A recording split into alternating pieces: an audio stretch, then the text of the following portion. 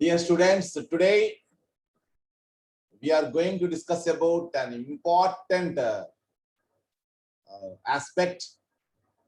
మీకు కేంద్ర ప్రభుత్వ ఉద్యోగాలకు సంబంధించిన ఒక గని, ఒక మైన్ అన్నమాట, ఒక బంగారు గని. అదే స్టాఫ్ సెలక్షన్ కమిషన్. ఆ స్టాఫ్ సెలక్షన్ కమిషన్ గురించి మనం ఈ రోజు డిస్కస్ చేసుకోబోతున్నాము. ప్రతి ఒక్క విద్యార్థి జాగ్రత్తగా శ్రద్ధగా వినాల్సిందిగా అభ్యర్థిస్తున్నాను. సో డియర్ స్టూడెంట్స్, కేంద్ర ప్రభుత్వ ఉద్యోగాలు ముఖ్యంగా క్లాస్ 3 క్లాస్ 4 కి సంబంధించిన కేటగిరీకి సంబంధించిన ఉద్యోగాల నియామకానికి సంబంధించి ఒక కమిషన్ ఏర్పాటు చేయడం జరిగింది. ఎస్టిమేట్స్ కమిటీ ఆఫ్ పార్లమెంట్ 1967-68లో ఒక సర్వీస్ సెలక్షన్ కమిషన్ ను ఏర్పాటు చేయడానికి సిఫార్సులు చేసింది. ఓకే, సో ఆ తర్వాత 1975లో government of India subordinate services commission అనే ఒక కమిషన్ ను ఏర్పాటు చేయడం జరిగింది. అదే 1977లో స్టాఫ్ సెలక్షన్ కమిషన్ గా పేరు మార్చబడింది 26 సెప్టెంబర్ 1977 నుంచి. సో అప్పటి నుంచి క్లాస్ 3 అంటే ఇప్పుడు group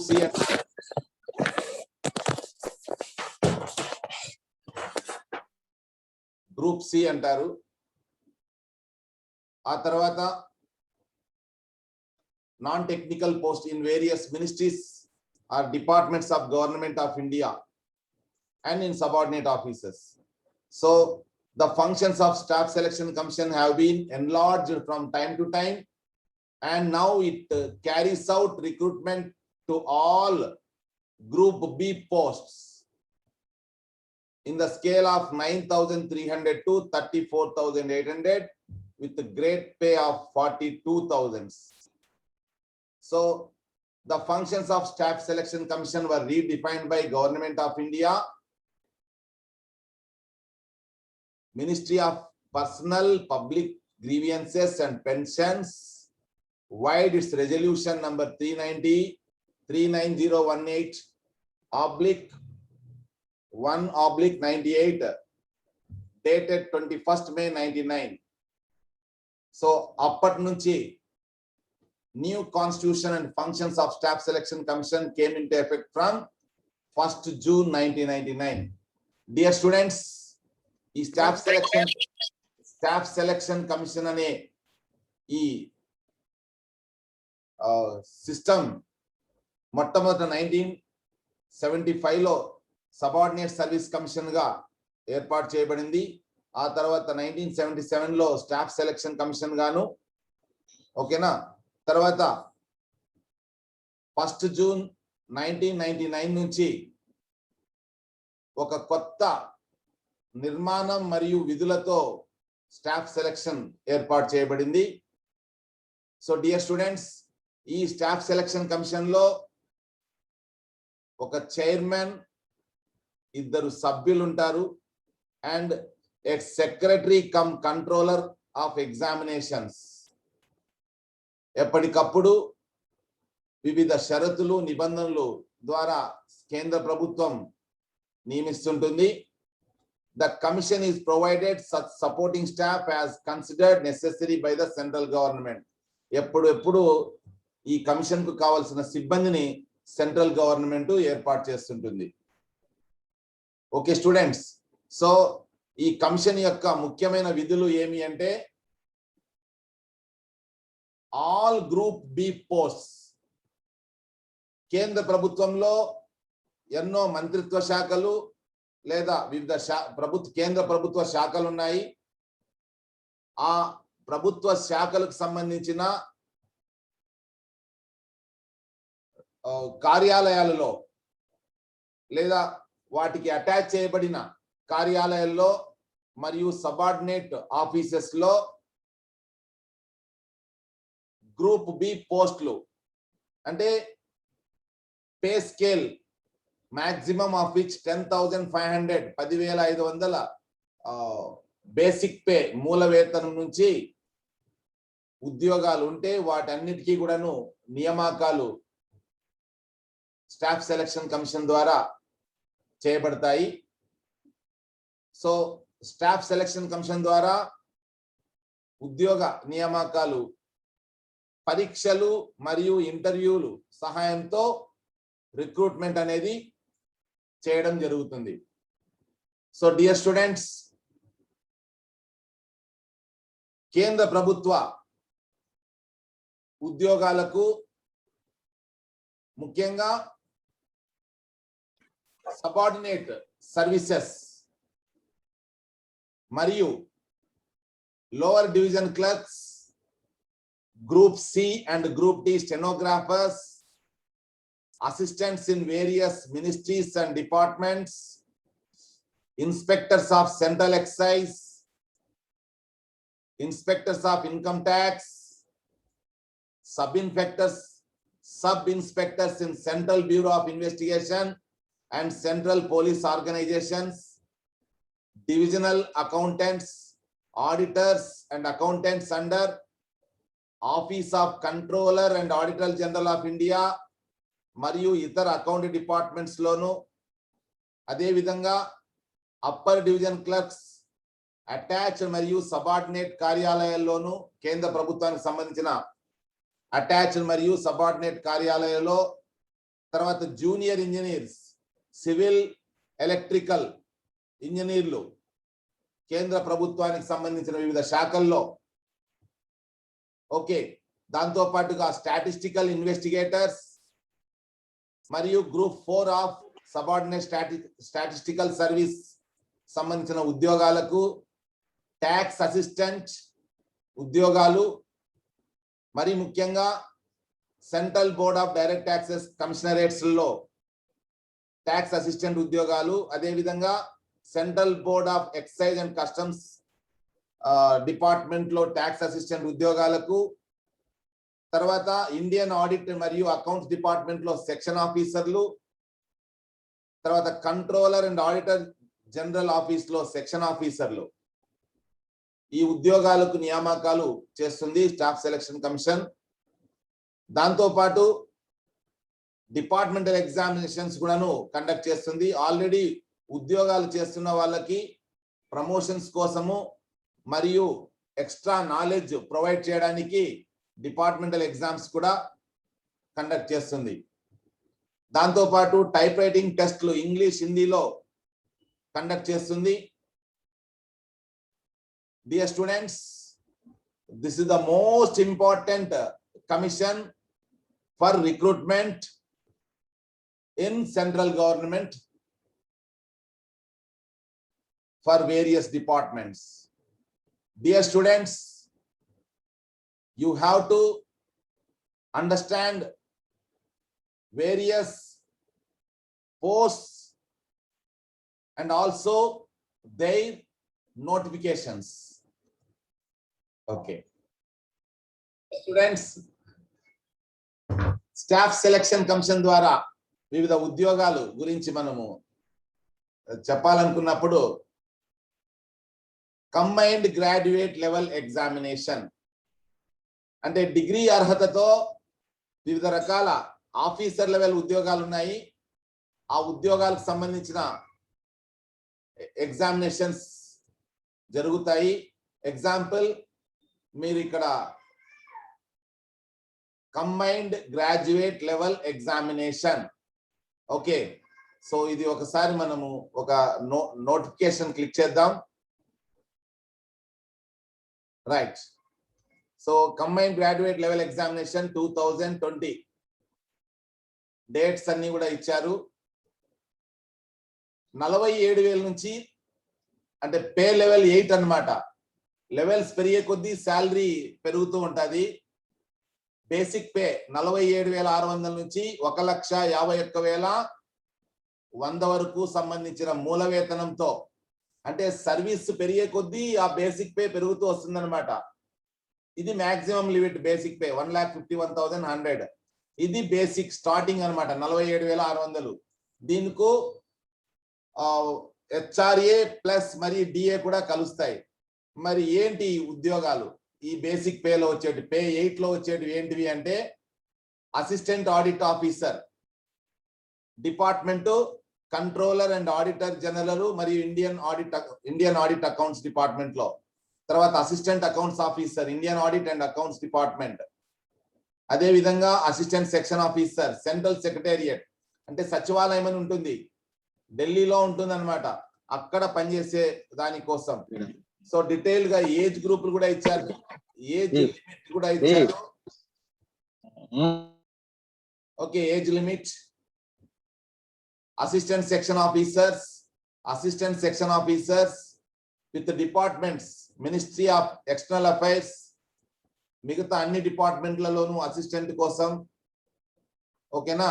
central board of direct taxes department లో ఇన్స్పెక్టర్ ఆఫ్ ఇన్కమ్ ట్యాక్స్, తర్వాత సెంట్రల్ ఎక్సైజ్ లో ఇన్స్పెక్టర్, తర్వాత ఇన్స్పెక్టర్ ప్రివెంటివ్ ఆఫీసర్, వివిధ రకాల ఉద్యోగాలు ఇవన్నీ కూడా. సబ్ ఇన్స్పెక్టర్ సిబిఐ లో, సెంట్రల్ బ్యూరో ఆఫ్ ఇన్వెస్టిగేషన్ లో, inspector post department of post లో. ఇక నార్కోటిక్స్ డ్రగ్స్ రిలేటెడ్ దానికి ఇన్స్పెక్టర్ గా పే లెవెల్ 6 35,400 తో బేసిక్ తో స్టార్ట్ అవుతుంది. దానికి సంబంధించి కూడా డిగ్రీ క్వాలిఫికేషన్ ఉండాలా. Assistant superintendent, divisional accountant, sub inspector, వివిధ రకాల కేంద్ర ప్రభుత్వ శాఖలలో జూనియర్ స్టాటిస్టికల్ ఆఫీసర్. తర్వాత పే లెవెల్ 5 29,200 తో స్టార్ట్ అవుతుంది ఇది. ఆడిటర్ వివిధ రకాల డిపార్ట్మెంట్లలో. తర్వాత pay level 4 senior secretariat assistant, tax assistant, central board of direct taxes సంబంధించి.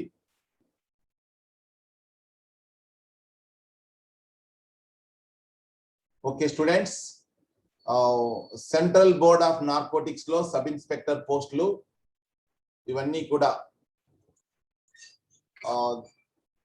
దేంట్లో వస్తాయి, కంబైన్డ్ గ్రాడ్యుయేట్ లెవెల్ ఎగ్జామినేషన్ అనే దాని కింద ఈ పోస్టులన్నీ కూడా వస్తాయనే విషయం గుర్తుపెట్టుకోండి.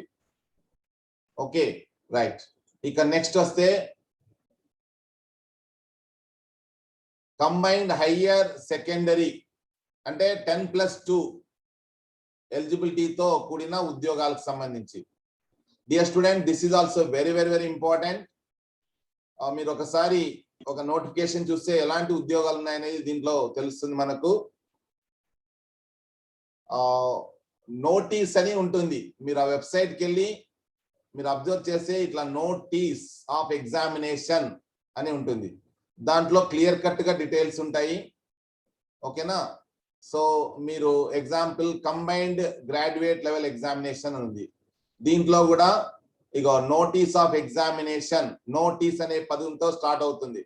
అది కొట్టిందంటే డీటెయిల్డ్ నోటిఫికేషన్ డీటెయిల్స్ అన్ని ఉంటాయి. ఓకే, సో ఇప్పుడు combined higher secondary level tier 1 examination ఇది మనం ఓపెన్ చేద్దాం. ఓకే, కంబైన్డ్ కదా, రైట్. ఓకే,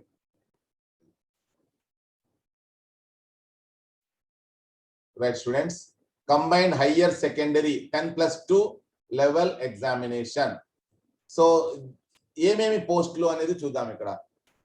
సో 19,900 తో స్టార్ట్ అయ్యేది, పే లెవెల్ 2 అన్నమాట. 19,900 బేసిక్ తో స్టార్ట్ అయ్యి 63,200 మాక్సిమం పే, దాంతో స్టార్ట్ అవుతుంది. తర్వాత పోస్టల్ అసిస్టెంట్ పోస్టులు, షార్టింగ్ అసిస్టెంట్ అంటాం, PASA 25,500తో స్టార్ట్ అవుతుంది. డాటా ఎంట్రీ ఆపరేటర్ 25,500తో జీతం స్టార్ట్ అవుతుంది. తర్వాత ఇందులో 2 గ్రేడ్లు ఉన్నాయి, గ్రేడ్ ఏ ఇంకొకటి 25,500, pay level 4. So level 2 level 4 అంటే బేసిక్ పేకి సంబంధించిన వాటిని లెవెల్స్ అంటాము. ఓకేనా. లెవెల్ 4 లెవెల్ 2 లెవెల్ పెరిగే కొద్దీ శాలరీ కూడాను పెరుగుతుంది అన్నమాట అది. సో ఈ 4 రకాల పోస్టులు ఇంటర్మీడియట్ క్వాలిఫికేషన్ తో ఉంటుంది. So the staff selection commission will hold a competitive examination for recruitment to the post of lower division clerk, junior secretariat assistant, postal assistant, sorting assistant, and data entry operators for various ministries, departments, offices of the central government of India. Okay, so Adi. So dear students, ఈ post లో ఒకటి combined graduate level examination, తర్వాత combined higher secondary examination, ఇంకా తర్వాత steno group C group D పోస్టులు అన్నమాట. Stenographer కి సంబంధించినవి. ఓకే, సో ఇందులో నోటీస్ ఒకటి చూద్దాం, అంటే detail notification. Notice of examination for stenographer grade C and D examination. Okay, ఇక్కడ ఉంది. ఎవ్రీ ఇయర్ పోస్టులు పడుతున్న ఖచ్చితంగా పడతాయనే విషయం గుర్తుపెట్టుకోండి. మీరు లాంగ్ టర్మ్ ఒక లక్ష్యం పెట్టుకొని మీరు ప్రిపేర్ అవుతే ఖచ్చితంగా సెంట్రల్ ఉద్యోగిగా మీరు స్థిరపడతారు. Okay students, the staff selection commission will hold open computer based examination for the recruitment to the post of stenographer grade C group B anamata, non gazetted. తర్వాత stenographer grade D group C పోస్టులే ఎక్కడ అంటే వివిధ మంత్రిత్వ శాఖలలో, కేంద్ర ప్రభుత్వ వివిధ మంత్రిత్వ శాఖల్లో అన్నమాట. సో ఏంటి అంటే దీనికి క్వాలిఫికేషన్ స్టెనోగ్రఫీ దానికి సంబంధించి, అంటే స్టెనోగ్రఫీ అంటే ముఖ్యంగా మీకు typewriting, that is the basic qualification.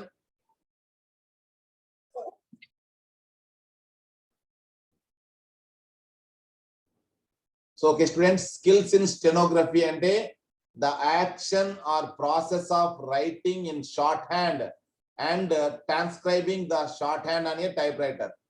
అంటే షార్ట్ హ్యాండ్ అని ఒకటి ఉంటుంది, చిన్న కోడ్ల రూపంలో రాసుకుంటాము ఎవరైనా స్పీడ్ గా మాట్లాడేదాన్ని, ఆ తర్వాత దాన్ని టైప్ రైటర్ లో టైప్ చేయాల్సి ఉంటుంది. ఇప్పుడు అన్ని కంప్యూటర్లు వచ్చినాయి కాబట్టి కంప్యూటర్ స్కిల్స్ ఉండాలా అది. సో ఇది స్టెనో సి మరియు గ్రూప్ సంబంధించి అది ఇంటర్మీడియట్ వొకేషనల్ గ్రూప్ లో ఉంటుంది సార్ అది. Okay okay okay right right. Okay students, దాంతో పాటు మీకు కమర్షియల్ ప్రాక్టీస్ అని డిప్లొమాలో కూడా ఉంది, అక్కడ కూడా మీకు వాళ్ళు కూడా ఎలిజిబుల్ అవుతారు ఇట్లాంటి పోస్టులకు. ఎందుకంటే +2 అన్నారు కాబట్టి ఇంటర్మీడియట్ 10th తర్వాత వాళ్ళు 3 years డిప్లొమా చేస్తారు. సో వాళ్ళకు ఒక అద్భుతమైన అవకాశం ఇది. ఇక నెక్స్ట్ చూడండి, combined graduate level examination, combined higher secondary level examination, stenos, తర్వాత junior engineers, civil, mechanical, electrical, quality surveying contracts. ఇది okay. Notice of junior civil mechanical, ఒకసారి మనం నోటిఫికేషన్ చూస్తే ఎవరు దీనికి క్వాలిఫైడ్ అనేది తెలుస్తుంది. మొత్తం డేట్స్ అన్ని కూడా ఉంటాయి ఇట్లా డియర్ స్టూడెంట్స్. అంటే ముఖ్యంగా ఇంజనీరింగ్ చదివిన విద్యార్థులకు బాగా హెల్ప్ అవుతుంది ఇవి. చూడండి ఎన్ని డిపార్ట్మెంట్స్ లో వీళ్ళకు అవకాశాలు ఉన్నాయో. Border road organisation, central public works department, central water and power research station, okay, central water commission, directorate of quality assurance, directorate of quality assurance naval, okay, Farakka barrage project, military engineering service, national technical research organisation. ఇట్లాంటి చోటల్లా కూడాను ఉద్యోగ అవకాశాలు ఉన్నాయి. That is the important thing you have to understand. Dear students, junior engineer civil, degree in civil engineering or 3 years diploma in civil engineering. అంటే diploma వాళ్ళు కూడా ఎలిజిబులే అది. సో జూనియర్ ఇంజనీర్ గా అద్భుతమైన అవకాశాలు ఉన్నాయి డియర్ స్టూడెంట్స్. ఎవరికి డిప్లొమా చేసిన వాళ్ళకి కానీ లేదా ఇంజనీరింగ్ చేసిన వాళ్ళకి కానీ కొంచెం మనం లాంగ్ టర్మ్ లో కష్టపడి ప్రిపేర్ అవ్వగలిగితే వండర్ఫుల్ ఆపర్చునిటీస్ ఉన్నాయి. మనం అనుకుంటాము అవకాశాలు లేవు అని. స్టాఫ్ సెలక్షన్ కమిషన్ నేను చెప్పాను ఉద్యోగాల గని అని. సెంట్రల్ గవర్నమెంట్ కి సంబంధించిన ఉద్యోగాలలో అద్భుతమైన అవకాశాలు త్రూ స్టాఫ్ సెలక్షన్ కమిషన్ ద్వారా మనము పొందొచ్చు. That is the important thing. ఇక డియర్ స్టూడెంట్స్, నెక్స్ట్ 5వ అంశము చూడండి. 5వ అంశం central armed police forces examination. Central armed police forces examination, ఇది కూడా నోటిఫికేషన్ ఒకసారి చూద్దాం మనం. మీరు బాగా అబ్జర్వ్ చేస్తే ఎవ్రీ ఇయర్ కూడాను ఈ ఉద్యోగ నోటిఫికేషన్లు వస్తున్నాయి. సో పక్కాగా మీకు ఒక లాంగ్ టర్మ్ లో ఒక గోల్ పెట్టుకొని మీరు ఈయన ఆలోచిస్తే ఖచ్చితంగా సెంట్రల్ గవర్నమెంట్ పోస్ట్ కొడతారు. రైట్. సో ఇక్కడ చూడండి, దీనికి సంబంధించి జీడీ అంటే జనరల్ డ్యూటీ అని అర్థం. సబ్ ఇన్స్పెక్టర్ 35,400 నుంచి శాలరీ స్టార్ట్ అవుతుంది. లెవెల్ 6 రిలేటెడ్, ఇది పే స్కేల్ అన్నమాట. Sub inspector okay. Group B కింద వస్తుంది, non gazetted, non ministerial. Sub inspector executive, male లేదా female in Delhi police. Okay. So ఈ ఉద్యోగాలు types of vacancies, open, departmental candidates అంటే ఆల్రెడీ డిపార్ట్మెంట్స్ ఎగ్జిస్టింగ్ పనిచేస్తున్న వాళ్ళకి ఇచ్చే ఉద్యోగాలు. ఎక్స్ సర్వీస్ మెన్ అంటే మిలిటరీ వాళ్లకు, రిటైర్ అయిన వాళ్ళకు లేదా వాళ్ళ పిల్లలకు సంబంధించిన రిజర్వేషన్. చూడండి, సబ్ ఇన్స్పెక్టర్ ఎక్కడెక్కడ ఉన్నాయి అనేది general duty. CRPF central reserve police force, BSF border security force, తర్వాత Indo Tibetan border police, central industrial security force అన్నమాట. ఎస్ఎస్బి అంట. ఎస్ఎస్బి ఇది హోమ్ మినిస్ట్రీలో, డియర్ స్టూడెంట్స్, హోమ్ మినిస్ట్రీలో సబ్ ఇన్స్పెక్టర్ పోస్టులు. టోటల్ గా చూడండి 100 ఉద్యోగాలు ఉన్నాయి. రైట్. ఇక రిజర్వేషన్ మొత్తం డీటెయిల్స్ అన్ని కూడా ఇవి. Age limit 20 to 25 years. Police ఉద్యోగాలు కాబట్టి తక్కువ ఏజే ఉంటుంది వీటికి. ఓకే స్టూడెంట్స్, ఎడ్యుకేషనల్ క్వాలిఫికేషన్ చూడండి, బ్యాచిలర్స్ డిగ్రీ. సో మీరంతా కూడా ఎలిజిబుల్ డియర్ స్టూడెంట్స్. సో ఇప్పటి నుంచే మీరు మనము ఒక దీర్ఘకాలిక లక్ష్యంతో మనము ట్రై చేయగలిగితే అది. Next dear students, constable general duty. Constable general duty.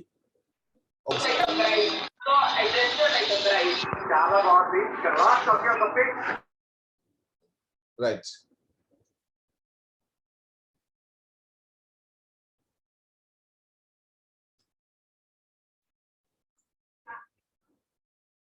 So students, candidates who have to apply for GD Constable, BSF కావచ్చు, CRPF, CISF, ITBB, SSF, SSB, NIA లో రైఫిల్మెన్ గా. So minimum qualification 10th class pass అయి ఉండాలి అది. Okay students, మీరు ఎవరైనా హిందీ బాగా చదివి హిందీని ట్రాన్స్లేట్ చేయగలిగితే అంటే జూనియర్ హిందీ ట్రాన్స్లేటర్స్, JHT అంటే junior Hindi translators, junior translator and senior Hindi translator, దీనికి సంబంధించిన ఉద్యోగాలు.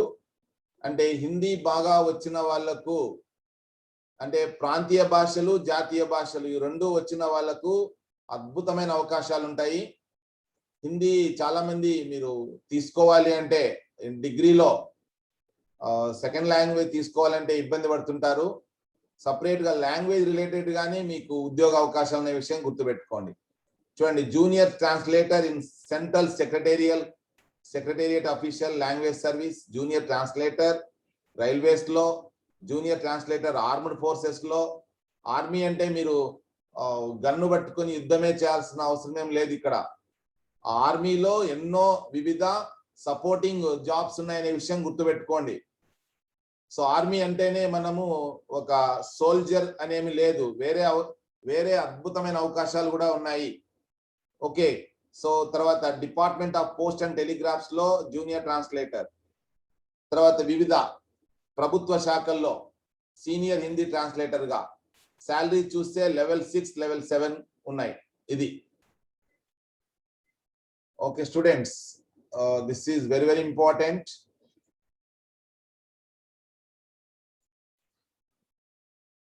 హిందీ ట్రాన్స్లేటర్స్ కు కావాల్సినది బాగా అబ్జర్వ్ చేయండి. Masters degree of recognised university in Hindi with English as compulsory or elective subject as a medium of examination at degree level. So English as a compulsory or elective subject as a medium or as the medium of examination. అంటే degree English మీడియంలో అన్నా ఉండాలి, లేదంటే English అనే subject అన్నా ఉండాలి డిగ్రీలో. దాంతో పాటు ఎంఏ హిందీ చేసిండాలి అట్లా. లేదా masters degree of recognised university in Hindi with Hindi as a compulsory or elective subject. So dear students, Hindi అనేది చాలా ఇంపార్టెంట్, ఓకేనా. లేదా masters degree of a recognised university in any subject other than Hindi or English with English and Hindi and English as compulsory or elective subject, or either of the two as a medium of examination and the other as a compulsory or elective subject at degree level, and diploma undali హిందీలో. అట్లా ఉన్నా కూడాను okay అవుతుంది. Okay, so this is very very important qualification for Hindi translators. Okay students, ఒకసారి మళ్ళీ మీకు revise చేస్తాను. Combined general, combined graduate level examination, combined higher secondary level examination, stenos, C and D groups, junior ఇంజనీర్లు, తర్వాత ఇది central armed police forces examination, constable general duty, junior Hindi translators, తర్వాత departmental exams. Already existing లో ఉన్న ఉద్యోగులకు departmental exams ఉంటాయి. మాకు కూడాను, నేను డిగ్రీ కాలేజ్ లెక్చరర్ అయినా మాకు డిపార్ట్మెంటల్ ఎగ్జామ్స్ ఉంటాయి అన్నమాట. సో అది, సో ఇక్కడ మీరు చూసినట్టయితే చైర్మన్ మెసేజ్, తర్వాత కమిషన్ ఎట్లా ఉంది అనేదంతా ఇది ఆర్గనైజేషన్ స్ట్రక్చర్ అన్నమాట. ఇది మనకి important dear students. Candidates corner అనేది, script evaluation, sample copy, OMR sheet sample copy ఎట్లా ఉంటుందనేది తెలుస్తుంది. ఎగ్జామ్ క్యాలెండర్ అంటే టెంటేటివ్ షెడ్యూల్ ఆఫ్ ఎగ్జామ్, ఎప్పుడు ఎగ్జామ్ జరగబోతుంది అనేది ఉంటుంది. అందులో స్కీమ్ ఆఫ్ ఎగ్జామినేషన్, ఏ పరీక్షకు ఎట్లా స్కీమ్ ఉంటుంది అనేది కూడా ఉంటుంది. ఇక సిలబస్ మీకు ఇక్కడ చూడండి. కంబైన్డ్ గ్రాడ్యుయేట్ లెవెల్ ఎగ్జామినేషన్ కు, స్టెనోగ్రాఫర్స్ కు, తర్వాత సెంట్రల్ ఆర్మ్డ్ పోలీస్ ఫోర్స్ లో ఉద్యోగాలకు, జూనియర్ ఇంజనీర్ ఎగ్జామినేషన్ సంబంధించిన టోటల్ సిలబస్ అంతా ఉంది. మీరు డీటెయిల్ గా చూడొచ్చు. మోడల్ క్వశ్చన్ పేపర్స్ కూడా ఉన్నాయి.